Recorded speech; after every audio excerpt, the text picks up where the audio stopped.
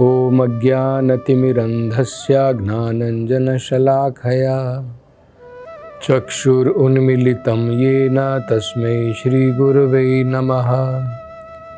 नमो ॐ विष्णुपदाय कृष्णप्रेष्ठाय भूतले श्रीमते भक्तिवेदान्तस्वामिन् इति नामिने।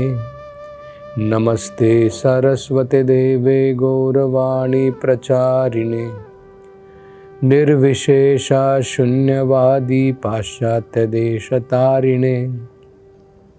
जय श्री कृष्ण चैतन्य प्रभु नित्यानंद श्री अद्वैत गदाधर श्रीवासदि गौर भक्तवृंद।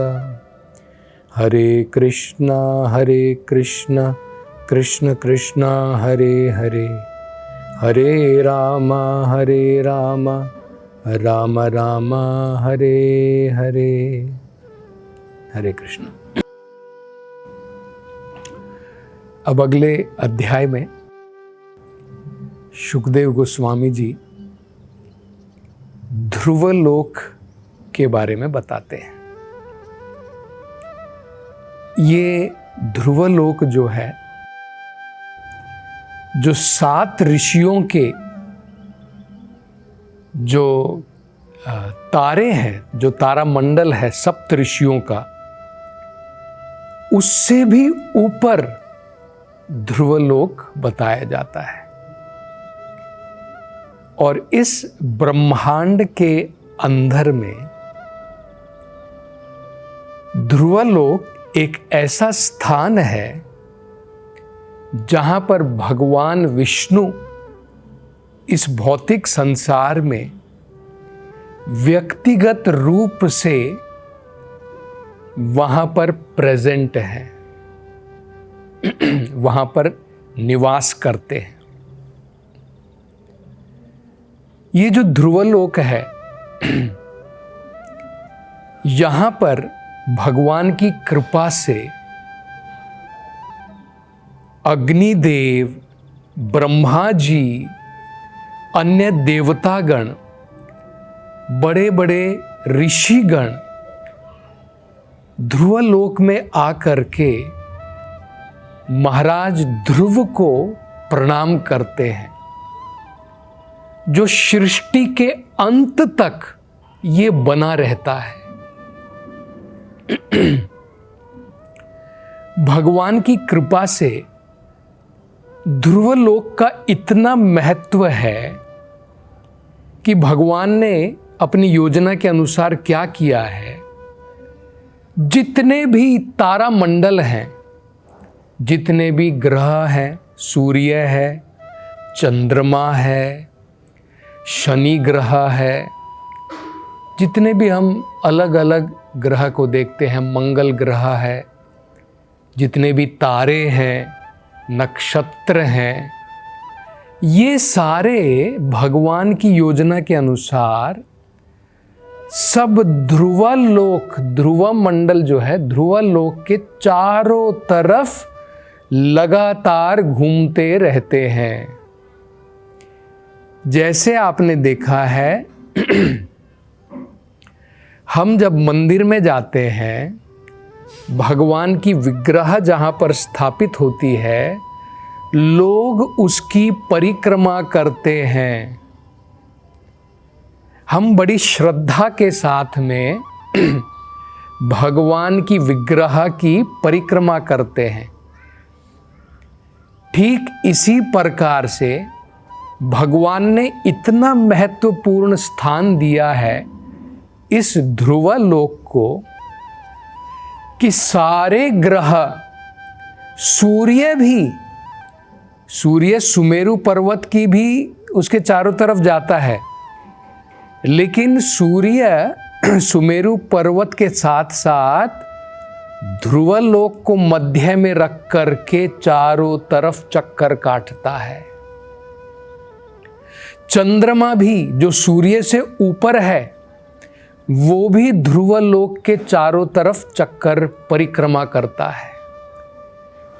हम लोग मंदिर में जाते हैं, 3 परिक्रमा करते हैं, 4 परिक्रमा करते हैं, लेकिन देखिए, भगवान की कृपा से ये जितने भी इस संसार के अंदर में हम जितने भी ग्रह को देखते हैं, चाहे सूर्य हो, चंद्रमा हो, अलग अलग तारे हैं, अलग अलग ग्रह हैं, ये सब भगवान की कृपा से लगातार जब तक सृष्टि रहती है, जब तक ये सृष्टि रहती है, तब तक ये ध्रुवलोक के चारों तरफ चक्कर लगाते रहते हैं, उसकी परिक्रमा करते रहते हैं। और कैसे उदाहरण दिया गया है, बहुत सुंदर उदाहरण के द्वारा भागवत में समझाया गया है। आपने देखा होगा पुराने समय में तेल निकालने के लिए क्या करते थे, बीच में तेल की मशीन होती है और उस मशीन से अलग अलग बैल जुड़े होते हैं रस्सियों के साथ में। मान लीजिए यहाँ पर मशीन है, कुछ दूरी पर एक बैल रहेगा, कुछ दूरी पर दूसरा बैल रहेगा, और दूरी पर तीसरा बैल रहेगा। और ये क्योंकि ये पहला वाला जो बैल है उसका डिस्टेंस कम है, दूसरे वाले का ज़्यादा है, तीसरे वाले का और ज़्यादा है, तो ये अपने अपने पथ पर चक्कर लगाते रहते हैं। इसी प्रकार से कोई ग्रह ध्रुवलोक के पास में है, कोई ग्रह ध्रुवलोक के दूर है, लेकिन सब के सब ध्रुवलोक के चारों तरफ ही चक्कर लगाते हैं। और शुकदेव गोस्वामी जी बताते हैं, ये सारे जितने भी ग्रह हैं, तारे हैं, नक्षत्र हैं, असल में देखा जाए तो ये काल चक्र, भगवान ने जो काल चक्र बनाया है उसके अनुसार ये परिक्रमा करते हैं या अपने पथ पर जाते हैं। और ये काल चक्र क्या होता है, ये भगवान का ही एक रूप है। भगवान ने भगवत गीता में भी बताया है, कालोस्मि भरतर्षभा। ये जो काल है, ये जो समय है, समय के अनुसार चीज़ें बदलती रहती हैं, एक जैसा नहीं रहता है। मान लीजिए अभी मेरी उम्र कुछ है, जैसे ही समय बीतेगा हमारी उम्र ढलती जाती है, परिवर्तन होता रहता है समय बदलने के अनुसार। तो ये जो जितने भी नक्षत्र हैं, तारे हैं, ये सब भगवान के बनाए हुए नियम, जिसे समय कहते हैं, काल चक्र के आधार पर, काल के अनुसार ये चक्कर लगाते रहते हैं। तो ये काल क्या है, स्वयं भगवान है, भगवान का ही एक रूप है। लेकिन अपने भक्त ध्रुव महाराज के ऊपर कृपा करके इस भौतिक ब्रह्मांड की व्यवस्था जो काल चक्र करता है, उस काल चक्र को भगवान ने ध्रुव महाराज के अंतर्गत में डाल दिया है। करते सब कुछ भगवान है, लेकिन अपने भक्त के ऊपर कृपा करके कि काल चक्र तुम्हारे सुपरविजन में काम करेगा। व्यवस्था भगवान ने बनाई है, लेकिन किसके अंडर में काम करेगा? ध्रुव महाराज के। तो ये हम देख सकते हैं कि भगवान की भक्ति का कितना महत्व होता है। ध्रुव महाराज, उनके बारे में हमने पढ़ा है, पहले समझा है। ध्रुव महाराज जो हैं, क्या हुआ था, अपनी सौतेली माँ सुरुचि उनके कड़वे शब्दों के कारण उन्होंने ये निश्चय कर लिया था कि मैं भगवान विष्णु के दर्शन करूंगा और उनके दर्शन करने के बाद में उनसे बहुत बड़ा साम्राज्य प्राप्त करूंगा। ये ध्रुवलोक क्या है? ये वही साम्राज्य है भगवान विष्णु जिसमें हमेशा रहते हैं इस भौतिक संसार में। भगवान ने ये अपना लोक ध्रुव महाराज को प्रदान कर दिया है। पोल स्टार कहते हैं ना, आज भी उसको हम लोग उसको ही ध्रुवलोक कहते हैं, जहां पर भगवान विष्णु का इस भौतिक संसार में सदा वास है। देखिए भगवान की भक्ति कितनी महान है। अपने भक्त के लिए भगवान ने अपना जो भगवान का धाम है इस भौतिक संसार में वो प्रदान कर दिया है ध्रुव महाराज को, और उसका नाम पड़ गया है ध्रुवलोक। तो देखिए कैसे हुआ था। उनकी जो सौतेली मां थी उनका नाम था सुरुचि। ध्रुव महाराज की माता का नाम था सुनीति।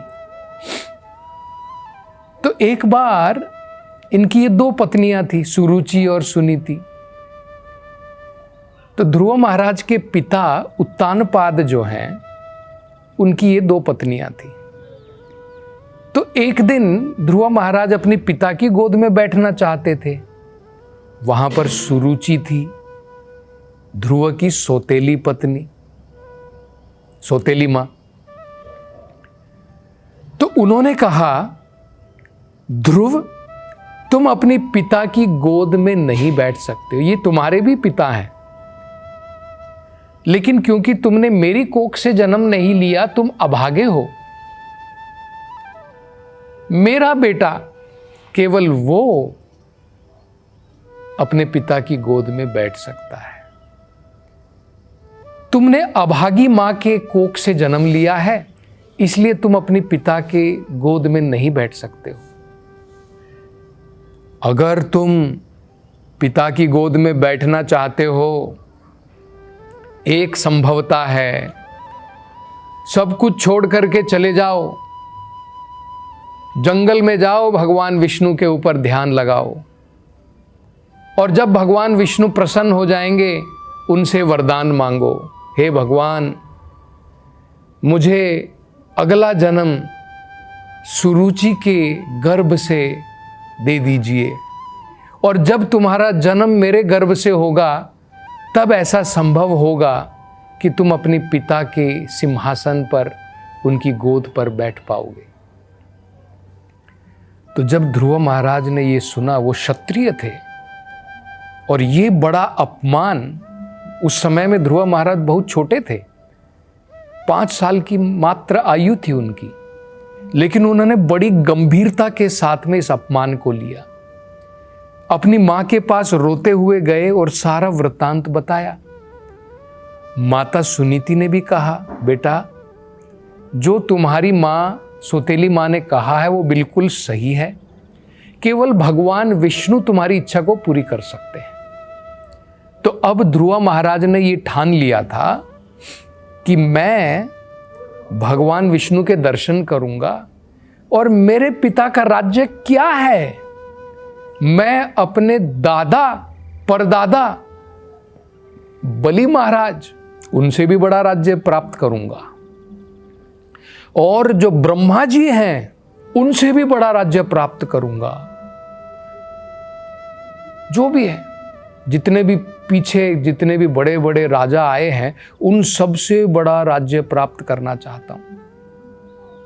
देखिए ब्रह्मा जी से भी बड़ा राज्य प्राप्त करना कोई आसान बात नहीं है। ब्रह्मा जी जो है इस ब्रह्मांड के नायक हैं, इसलिए उनको ब्रह्मा कहते हैं, इस ब्रह्मांड के वो नायक हैं, लेकिन उनसे भी बड़ा राज्य प्राप्त करना चाहते थे। तो उसके कारण ध्रुव महाराज जो है सब कुछ छोड़ करके जंगल चले गए। नारद मुनि वहां पर आए। नारद मुनि ने उनको मंत्र दिया और 6 महीने के अंदर में कठोर तपस्या करके ओम नमो भगवते वासुदेवाय ये मंत्र का जप करके 6 महीने में साक्षात भगवान विष्णु के दर्शन किए। अब भगवान विष्णु तो सबके हृदय में विराजमान है। उन्होंने उनकी इच्छा को समझ लिया था, ध्रुव महाराज क्या चाहते हैं, और उन्होंने वो प्रदान भी किया। ध्रुव महाराज ने तो दर्शन करने के बाद में कह दिया कि भगवान मुझे कुछ नहीं चाहिए, मैं तो मूर्ख था, मैं बड़े स्थान की अभिलाषा कर रहा था, मैं मूर्ख था, मुझे नहीं चाहिए, मेरे को तो आपकी भक्ति चाहिए थी। अब आपने मुझे जो है, अगर मैं आपसे मांगू कि मुझे एक स्थान प्रदान कर दीजिए, मतलब क्या है, मुझे आपसे अलग रहना पड़ेगा भौतिक संसार में। भगवान ने कहा कि उसकी चिंता मत करो, मैं स्वयं ध्रुवलोक में हमेशा विराजमान रहूंगा। तो भगवान ने अपने महान भक्त ध्रुव की ये इच्छा भी पूरी की, उनको अपना ये बड़ा लोक प्रदान किया और इतना महत्व दिया जो इस पाठ में शुकदेव गोस्वामी जी बताएंगे आगे, किस प्रकार से सारे के सारे जितने भी ये ग्रह हैं, जितने भी तारे हैं, जितने भी चाहे सूर्य हो, चंद्रमा हो, सब जो है ध्रुवलोक के चक्कर लगाते हैं भगवान की व्यवस्था के अनुसार। तो इसका वर्णन आगे वो क्या करेंगे, इसकी चर्चा हम अगली कथा में करेंगे। हरे कृष्णा। त्रिवेणी का ये संगम सारे पाप हर जाता है, कुंभ नहीं वरदान है, मोक्ष द्वार कहलाता है। प्रयागराज की ये धरती संतों का यहाँ रेला है, कण कण में यहाँ ज्ञान भरा ये महाकुंभ का मेला है। अमृत का रस छलकाए वो महाकुंभ है, जहाँ आस्था की धारा वो महाकुंभ है। नमस्कार, मैं हूँ सुरेश वाडकर। पवित्र त्रिवेणी संगम पर महाकुंभ मेला एक स्वर्णिम अवसर लेकर आया है, लेकिन हर कोई प्रयागराज नहीं पहुंच पाता। ऐसे भक्तों के लिए वृंदावन चंद्रोदय मंदिर एक विशेष मानसी स्नान और हवन सेवा का आयोजन कर रहा है। चलो साथ मिलकर इस स्वर्णिम अवसर का लाभ उठाएं, महाकुंभ में भाग लेने के साथ साथ चंद्रोदय मंदिर बनाएं। हरे कृष्ण।